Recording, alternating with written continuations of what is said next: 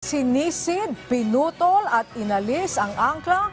Yan ang ginawa ng Philippine Coast Guard para maialis ang floating barrier sa bukana ng Bajo de Masinloc. Git ng Pilipinas, pwede itong gawin ng ating bansa. Pero ang China, iginit naman na tama ang ginawang pangaharang sa bahura. Ang sentro ng balita niya mula kay Patrick De Jesus, live. Angelic, isang special operation ang isinagawa ng Philippine Coast Guard at BIFAR para tanggalin ang floating barrier na inilagay ng China sa entrada ng Bajo de Masinloc o Scarborough Shoal. Sinisid ng tauhan ng Philippine Coast Guard ang entrada ng Bajo de Masinloc kung saan nadiskubre ang floating barrier na inilagay ng mga tauhan ng China Coast Guard at militia vessels na aabot sa 300 metro ang haba. Makikita kung paano pinutol ang tali sa naturang floating barrier. Nakuha rin ng PCG at BIFAR ang angkla na nagsisilbing pabigat. Ang pagputol sa floating barrier ay alinsunod na rin sa naging direktiba ni Pangulong Ferdinand R. Marcos Jr.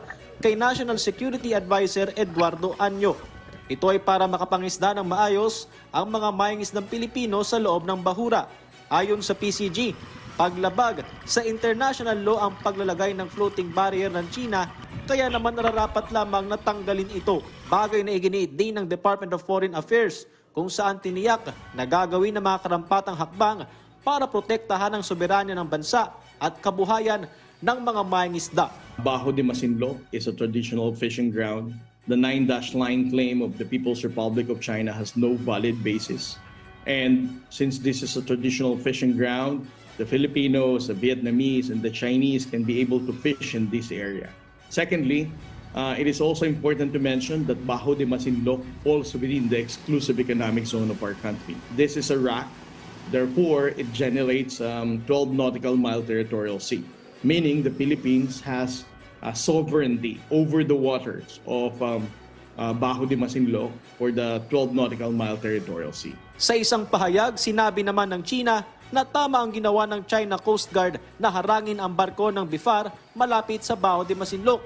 Sagot dito ng PCG. I don't know what's their reference.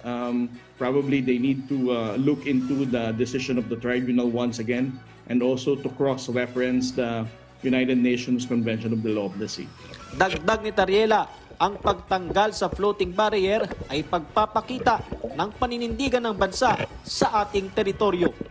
Ang instruction ng ating Pangulo sa pagpapatanggal ng floating barrier natin na nakita sa Bajo de Masinloc ay sumisimbolo sa commitment at sa pangako ng ating Pangulo na we're not going to surrender any square inch of our territory to any foreign power.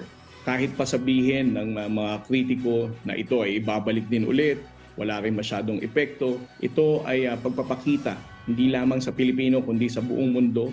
Tayo po ay titindig, gagawin natin ang lahat at ipapakita natin na tayo ay mayroon talagang commitment at kahit anong kulang tayo ng kakayahan pa man, gagampanin po ng tungkulin ng Philippine Coast Guard at ng Armed Forces of the Philippines ang lahat ng aming makakaya to make sure na ang West Philippine Sea ay igagalang at kikilalanin tayo ng mundo na ito ay para sa Pilipino. Yung floating barrier ng China sa entrada ng Bajo de Masinloc ayon sa Philippine Coast Guard. Angelic. Nakabalik na nga ba ang ating mga mangingisda dyan sa lugar na yan pagkatapos matanggal ang floating barrier? Yes, Angelic, sa pagkakatanggal nga sa floating barrier ay inaasahang mas maayos na makakapangisda ang mga mangingisdang Pilipino, hindi lang sa paligid ng Scarborough Shoal, kundi pati sa loob. Pero Angelic, nanatiling ang hamon pa rin dyan yung presensya ng mga barko ng China. Pero tiniyak nga ng pamahalaan na mas magiging madalas yung pagpapatrolya ng mga barko ng PCG at ng BIFAR para magbigay ng lakas ng loob sa mga mangingisdang Pilipino sa Bajo de Masinloc o Scarborough Shoal. Angelique. Okay, Patrick, one more question. Meron bang kapasidad ang PCG, ang ating Navy at ang ating BIFAR na magtalaga-talaga ng barko dyan, no, nakabantay dyan, kumbaga eyeball to eyeball, magtititigan tayo at ang kabilang bansa sa lugar na yan para kasi kapag iniiwanan natin, nagbabalik sila at nagkakabit sila ng kanilang floating barrier? Yes, Angelique, lahat nga ng hakbang ay gagawin ng pamahalaan. Kasama na dyan yung kung kinakailangan, mas magiging madalas yung pagpapatrolya ng mga barko ng Pilipinas para nga igiit yung ating soberanya, hindi lang sa Scarborough Shoal, kundi sa iba pang karagatan sakop ng ating teritoryo. Angelique. Okay, maraming salamat sa iyo, Patrick De Jesus.